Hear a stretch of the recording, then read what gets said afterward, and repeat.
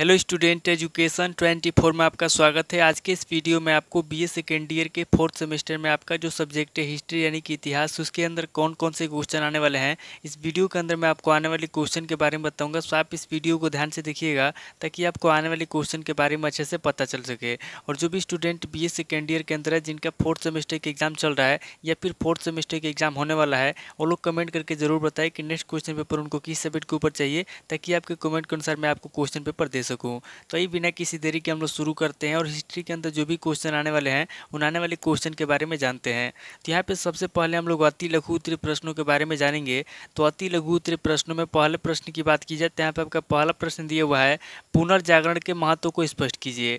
पहला प्रश्न कह रहा है जो पुनर्जागरण है, यहाँ पे आपको पुनर्जागरण के महत्व के बारे में बताना है। अब अगली क्वेश्चन की बात की जाए तो यहाँ पे आपका दूसरा क्वेश्चन दिया हुआ है, धर्म सुधार आंदोलन का महत्व बताइए। दूसरा क्वेश्चन कह रहा है जो धर्म सुधार आंदोलन है उसका क्या महत्व है, यहाँ पे आपको धर्म सुधार आंदोलन का महत्व बताना है। अब अगली क्वेश्चन की बात की जाए तो यहाँ पे आपका तीसरा क्वेश्चन दिया हुआ है, फ्रांसीसी क्रांति के बौद्धिक कारण बताइए। तीसरा क्वेश्चन कह रहा है जो फ्रांसीसी क्रांति है उसके बौद्धिक कारण क्या है, यहाँ पे आपको फ्रांसीसी क्रांति के बौद्धिक कारण बताना है। अब अगली क्वेश्चन की बात की जाए तो यहाँ पे आपका चौथा क्वेश्चन दिया हुआ है, वाटरलू का युद्ध कब हुआ था। चौथा क्वेश्चन कह रहा है जो वाटरलू का युद्ध हुआ था कब हुआ था, यहाँ पे आपको बताना है कि वाटरलू का युद्ध कब हुआ था। अब अगली क्वेश्चन की बात की जाए तो यहाँ पे आपका पांचवा क्वेश्चन दिया हुआ है, मिराबो का परिचय दीजिए। पांचवा क्वेश्चन कह रहा है जो मिराबो है, यहाँ पे आपको मिराबो का परिचय देना है। अब अगली क्वेश्चन की बात की जाए तो यहाँ पे आपका छठा क्वेश्चन दिया हुआ है, जीन जैक्स रूसो का परिचय दीजिए। छठा क्वेश्चन कह रहा है जो जीन जैक्स रूसो है, यहाँ पे आपको जीन जैक्स रूसो के बारे में बताना है। अब अगली क्वेश्चन की बात की जाए तो यहाँ पे आपका सातवां क्वेश्चन दिया हुआ है, बिस्मार्क का परिचय दीजिए। सातवां क्वेश्चन कह रहा है जो बिस्मार्क है उसका क्या परिचय है, यहाँ पे आपको बिस्मार्क का परिचय देना है। अब अगली क्वेश्चन की बात की जाए तो यहाँ पे आपका आठवां क्वेश्चन दिया हुआ है, महाद्वीपीय व्यवस्था पर एक टिप्पणी लिखिए। आठवां क्वेश्चन कह रहा है जो महाद्वीपीय व्यवस्था है, यहाँ पे आपको महाद्वीपीय व्यवस्था पर टिप्पणी लिखना है। अब अगली क्वेश्चन की बात की जाए तो यहाँ पे आपका नवा क्वेश्चन दिया हुआ है, महायुद्ध के प्रमुख परिणाम क्या थे। नवा क्वेश्चन कह रहा है जो महायुद्ध है उसके प्रमुख परिणाम क्या थे, यहाँ पे आपको महायुद्ध के प्रमुख परिणाम बताना है। अब अगली क्वेश्चन की बात की जाए तो यहाँ पे आपका 10वां क्वेश्चन दिया हुआ है, द्वितीय विश्व युद्ध में जापान की पराजय के क्या कारण थे। 10वां क्वेश्चन कह रहा है जो द्वितीय विश्व युद्ध है उसमें जापान के पराजय के क्या कारण है, यहाँ पे आपको द्वितीय विश्व युद्ध में जापान की पराजय के कारण बताना है। अब अगली क्वेश्चन की बात की जाए तो यहाँ पे 11वां क्वेश्चन दिया हुआ है, संयुक्त राष्ट्र संघ का जन्म कब और कैसे हुआ।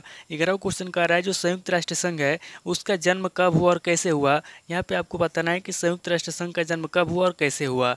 अब अगली क्वेश्चन की बात की जाए तो यहाँ पे आपका 12वां क्वेश्चन दिया हुआ है, सुरक्षा परिषद के कार्य बताइए। 12वां क्वेश्चन कह रहा है जो सुरक्षा परिषद है उसके क्या कार्य है, यहाँ पे आपको सुरक्षा परिषद के कार्य बताना है। तो टोटल आपके 12 क्वेश्चन हो गए जो आपसे अति लघु उत्तरीय प्रश्न में पूछे जाएंगे। अब आगे हम लोग लघु उत्तरीय प्रश्नों के बारे में जानेंगे। तो यहाँ पे लघु उत्तरीय प्रश्नों में पहले प्रश्न की बात की जाए तो यहाँ पे आपका पहला प्रश्न दिया हुआ है, धर्म सुधार आंदोलन के प्रसार में मार्टिन लूथर का योगदान बताइए। पहला प्रश्न कह रहा है जो धर्म सुधार आंदोलन है, यहाँ पे आपको धर्म सुधार आंदोलन के प्रसार में मार्टिन लूथर के योगदान बताना है। अब अगली क्वेश्चन की बात की जाए तो यहाँ पे आपका दूसरा क्वेश्चन दिया हुआ है, वैज्ञानिक क्रांति के परिणामों की विवेचना कीजिए। दूसरा क्वेश्चन कह रहा है जो वैज्ञानिक क्रांति है, यहाँ पे आपको वैज्ञानिक क्रांति के परिणामों के बारे में बताना है। अब अगली क्वेश्चन की बात की जाए तो यहाँ पे आपका तीसरा क्वेश्चन दिया हुआ है, धर्म सुधार आंदोलन का अर्थ लिखिए। तीसरा क्वेश्चन कह रहा है जो धर्म सुधार आंदोलन है उसका क्या अर्थ है, यहाँ पे आपको धर्म सुधार आंदोलन का अर्थ लिखना है।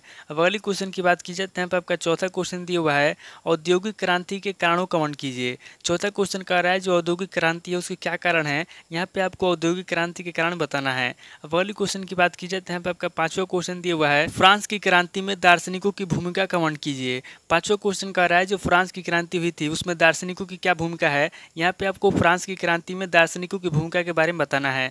अब अगली क्वेश्चन की बात की जाए तो यहाँ पे आपका छठा क्वेश्चन दिया हुआ है, फ्रांसीसी क्रांति के आर्थिक कारण बताइए। छठा क्वेश्चन कह रहा है जो फ्रांसीसी क्रांति हुई थी उसके आर्थिक कारण क्या है, यहाँ पे आपको फ्रांसीसी क्रांति के आर्थिक कारण बताना है। अब अगली क्वेश्चन की बात की जाए तो यहाँ पे आपका सातवां क्वेश्चन दिया हुआ है, नेपोलियन के कानून संहिता की समीक्षा कीजिए। सातवां क्वेश्चन कह रहा है जो नेपोलियन के कानून संहिता है, यहाँ पे आपको नेपोलियन के कानून संहिता के बारे में बताना है। अब अगली क्वेश्चन की बात की जाए तो यहाँ पे आपका आठवां क्वेश्चन दिया हुआ है, महाद्वीपीय योजना की असफलता के कारण बताइए। आठवां क्वेश्चन कह रहा है जो महाद्वीपीय योजना है उसकी असफलता के क्या कारण है, यहाँ पे आपको महाद्वीपीय योजना की असफलता के कारण बताना है। अब अगली क्वेश्चन की बात की जाए तो यहाँ पे आपका नवा क्वेश्चन दिया हुआ है, नेपोलियन के विदेश नीति पर टिप्पणी लिखिए। नवा क्वेश्चन कह रहा है जो नेपोलियन के विदेश नीति है, यहाँ पे आपको नेपोलियन के विदेश नीति के बारे में बताना है। अब अगली क्वेश्चन की बात की जाए तो यहाँ पे आपका 10वां क्वेश्चन दिया हुआ है, इटली के एकीकरण पर संक्षिप्त लेख लिखिए। 10वां क्वेश्चन कह रहा है जो इटली का एकीकरण हुआ था उस पर संक्षिप्त लेख लिखना है। यहाँ पे आपको इटली के एकीकरण के बारे में बताना है। अब अगले क्वेश्चन की बात की जाए तो यहाँ पे आपका 11वां क्वेश्चन दिया हुआ है, जर्मनी के एकीकरण में बिस्मार्क के योगदान का उल्लेख कीजिए। 11वां क्वेश्चन कह रहा है जो जर्मनी के एकीकरण हुआ था उसमें बिस्मार्क का क्या योगदान है। यहाँ पे आपको जर्मनी के एकीकरण में बिस्मार्क के योगदान के बारे में बताना है। अब अगले क्वेश्चन की बात की जाए तो यहाँ पे आपका 12वां क्वेश्चन दिया हुआ है, वुड्रो विल्सन के 14 सूत्रीय सिद्धांत पर लेख लिखिए। 12वां क्वेश्चन कह रहा है जो वुड्रो विल्सन के 14 सूत्रीय सिद्धांत है, यहाँ पे आपको वुड्रो विल्सन के 14 सूत्रीय सिद्धांतों के बारे में बताना है। अब अगले क्वेश्चन की बात की जाए तो यहाँ पे आपका 13वां क्वेश्चन दिया हुआ है, 1917 ईस्वी की रूसी क्रांति के महत्व को स्पष्ट कीजिए। 13वां क्वेश्चन कह रहा है जो 1917 ईस्वी की रूसी क्रांति है उसका क्या महत्व है। यहाँ पे आपको रूसी क्रांति के महत्व को स्पष्ट करना है। अब अगले क्वेश्चन की बात की जाए तो यहाँ पे आपका 14वां क्वेश्चन दिया हुआ है, द्वितीय विश्व युद्ध के क्या कारण थे। 14वां क्वेश्चन कह रहा है जो द्वितीय विश्व युद्ध है उसके क्या कारण थे। यहाँ पे आपको द्वितीय विश्व युद्ध के कारण बताना है। तो टोटल आपके 14 क्वेश्चन हो गए जो आपसे लघु उत्तरीय प्रश्न में पूछे जाएंगे। बाकी हम लोग दीर्घ उत्तरीय प्रश्नों के बारे में जानेंगे। यहाँ पे दीर्घ उत्तरीय प्रश्नों में पहले प्रश्न की बात की जाए तो यहाँ पे आपका पहला प्रश्न दिया हुआ है, धर्म सुधार आंदोलन में मार्टिन लूथर के योगदानों का मूल्यांकन कीजिए। पहला प्रश्न कह रहा है जो धर्म सुधार आंदोलन हुआ था उसमें मार्टिन लूथर का क्या योगदान है। यहाँ पे आपको धर्म सुधार आंदोलन में मार्टिन लूथर के योगदान के बारे में बताना है। अब अगले क्वेश्चन की बात की जाए तो यहाँ पे आपका दूसरा क्वेश्चन दिया हुआ है, इंग्लैंड में औद्योगिक क्रांति के क्या कारण थे। दूसरा क्वेश्चन कह रहा है जो इंग्लैंड में औद्योगिक क्रांति हुई थी उसके क्या कारण थे। यहाँ पे आपको इंग्लैंड में औद्योगिक क्रांति के कारण बताना है। अब अगले क्वेश्चन की बात की जाए तो यहाँ पे आपका तीसरा क्वेश्चन दिया हुआ है, अमेरिका स्वतंत्रता संग्राम के प्रमुख परिणामों तथा प्रभाव का विवरण दीजिए। तीसरा क्वेश्चन कह रहा है जो अमेरिका स्वतंत्रता संग्राम हुआ था उसके प्रमुख परिणाम क्या थे तथा उसका प्रभाव क्या हुआ था। यहाँ पे आपको अमेरिका स्वतंत्रता संग्राम के प्रमुख परिणाम बताना है तथा उसके प्रभाव का वर्णन करना है।